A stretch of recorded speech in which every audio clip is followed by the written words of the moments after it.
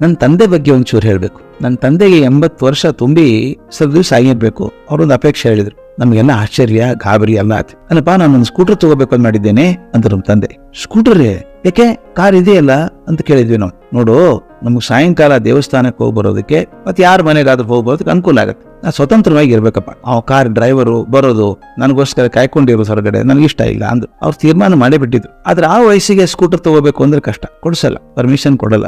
ನನ್ನ ಹೆಸರಿಗೆ ತಗೊಂಡೆ. ಅವ್ರು ತಮಾಷೆ ಮಾಡಿದೆ, ಅಣ್ಣ 80 ವರ್ಷಕ್ಕೆ ಸ್ಕೂಟರ್ ತಗೊಂಡು ಪ್ರಪಂಚದ ಮೊದಲ ವ್ಯಕ್ತಿ ಅಂತ ಹೆಸರು ದಾಖಲೆ ಆದ್ರೂ ಆಶ್ಚರ್ಯ ಇಲ್ಲ ನಿಂದು ಅಂದೆ. ಹೌದಾ, ಆದ್ರೆ ಆಗ್ಲಿ ಬಿಡು, ದಾಖಲೆ ಆಗ್ಲಿ ಅಂದ್ರು. ಸುಮಾರು 3 ವರ್ಷ ಅವ್ರ ಸ್ಕೂಟರ್ನ ಚೆನ್ನಾಗಿ ಬೆಳೆಸಿದ್ರು. ಅವ್ರ ಸ್ಕೂಟರ್ ಹೋಗೋದನ್ನ ನೋಡಿ ತರುಣರು ಕೂಡ ಬೆರಗಪಟ್ಟದುಂಟು. ನಾವೇ ಅವ್ರಿಗೆ ಹೇಳಿದ್ವಿ, ಅಣ್ಣ ಸ್ಕೂಟರ್ ಬಳಸೋದು ಬೇಡ. ಈಗ ತರುಣರಿಗೆ ದ್ವಿಚಕ್ರ ವಾಹನ ಓಡಿಸೋದು ಅಪಾಯಕಾರಿ, ಬೆಂಗಳೂರು ಅಂತ ಊರಲ್ಲಿ ಅಪಾಯಕ್ಕೆ ಸಿಕ್ಕಾಕೊಳ್ಳೋದು ಬೇಡ ಅಂದೆ. ಅವ್ರು ನಕ್ಬಿಟ್ಟು, ಅವ್ರು ಹಾಗೆ ಓಡಿಸಿದ್ರೆ ಅವ್ರಿಗೂ ಅಪಾಯ, ನಮಗೂ ಅಪಾಯ, ನಾನು ಹಾಗೆ ಓಡಿಸೋದಿಲ್ಲ, ನಾನು ಸರಿಯಾಗಿ ಓಡಿಸ್ತೇನೆ ಅಂದ್ರು. ಆದ್ರೂ ನಮ್ಮ ಮಾತಿಗೆ ಒಪ್ಪಿ ಸ್ಕೂಟರ್ ಓಡಿಸೋದು ನಿಲ್ಸಿದ್ರು. ಒಂದ್ ದಿವಸ ಸಂಜೆ ಮಾತಾಡ್ತಾ ಕೂತಾಗ, ನಾನು ಯಾವ್ದಾದ್ರು ಕೆಲಸ ಹುಡ್ಕೊಳ್ಬೇಕೋ, ಹೊತ್ತು ಹೋಗೋದು ಕಷ್ಟ, ನೀನ್ ಯಾವ್ದೋ ಒಂದು ಕೆಲಸ ಕೊಡಿಸು, ಚೆನ್ನಾಗಿ ಮಾಡ್ತೇನೆ ಅಂದ್ರು. ಅಂದ, ಅಣ್ಣ ಅಷ್ಟು ವರ್ಷ ಕೆಲಸ ಮಾಡಿ ಸಾಕಾಗಿಲ್ವಾ, ಆರಾಮಾಗಿರು, ಅತ್ಯಂತ ಎತ್ತರದ ಹುದ್ದೆಗಿದ್ದೆ, ನೀನು ಚೆನ್ನಾಗಿದ್ದೆ, ಯಾಕೆ ಮಾಡಿದೆ ಕೆಲಸ, ಸಾಕ್ಬಿಡು ಅಂದೆ. ನಾನ್ ಹೇಳಿದೆ, ಅಣ್ಣ ಒಂದ್ ಕೆಲಸ ಮಾಡು, ನಿನಗೆ ಬೇಜಾರಾದ್ರೆ ಮನೆ ಹತ್ರ ಪಾರ್ಕ್ ಇದೆ, ಆ ಪಾರ್ಕಿಗೂ ಸಾಯಂಕಾಲ ಸಾಕಷ್ಟು ಜನ ತಿರುಗಾಡಕ್ ಬಂದಿರ್ತಾರೆ, ನಿಮ್ಗೆ ಸ್ನೇಹ ಆಗ್ತದೆ, ಅವ್ರ ಸ್ವಲ್ಪ ಮಾತಾಡದ ಹೊತ್ತು ಹೋಗ್ತದೆ ಅಂದೆ. ಅವ್ರ ಉತ್ತರ ಬಹಳ ಆಶ್ಚರ್ಯ ತಂತು ನನಗೆ. ಅವ್ರ ಏನ್ ಉತ್ತರ ಕೊಟ್ಟರು ಗೊತ್ತಾ? ಚೇಚೆ,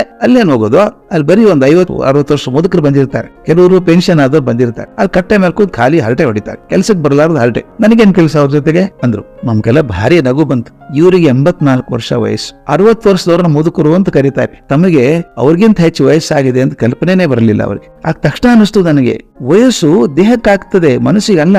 ಹೊಸ ಯೋಚನೆ, ಹೊಸ ವಿಚಾರ, ಚಿಂತನೆ ಇದ್ರೆ ನಾವು ಸದಾಕಾಲ ಯುವಕರಾಗೇ ಇರ್ಬೋದಲ್ಲ. ಬರೀ ಋಣಾತ್ಮಕ ವಿಚಾರಗಳನ್ನು ತುಂಬಿಕೊಂಡಾಗ 20 ವರ್ಷಕ್ಕೆ ಮುದುಕರಾಗ್ತಾರೆ. 100ರ ಮೇಲೆ ವಯಸ್ಸಾದಂತ ಏನ್ ಮೂರ್ತಿ ರಾಯರು, 90ರಲ್ಲಿ ಮಾಸ್ತಿ, 70ರ ಮೇಲಿದ್ದ DVG, VC, ಕುವೆಂಪು, ಪೂತಿನ, ಜಾಡಿ, ಟಾಟಾ, ಬಟ್ರಾನ್, ರಸೆಲ್, ಇವ್ರು ಯಾರು ಮುದುಕರಾಗ್ಲೇ ಇಲ್ಲಲ್ಲ.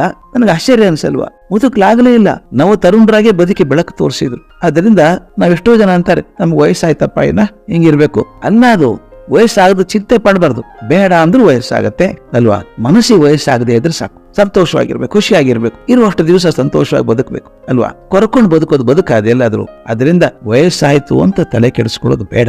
ವಯಸ್ಸು ದೇಹಕ್ಕಾಗತ್ತೆ, ಮನಸ್ಸಿಗೆ ಆಗ್ಬಾರ್ದು. ಎಲ್ಲಿವರೆಗೂ ಮನಸ್ಸು ಅದು ಪುಟಿತಾ ಇರ್ತದೋ ಬದುಕು ಹಗರಾಗ್ತದೆ, ತುಂಬಾ ಸಂತೋಷ ಕೊಡುತ್ತೆ.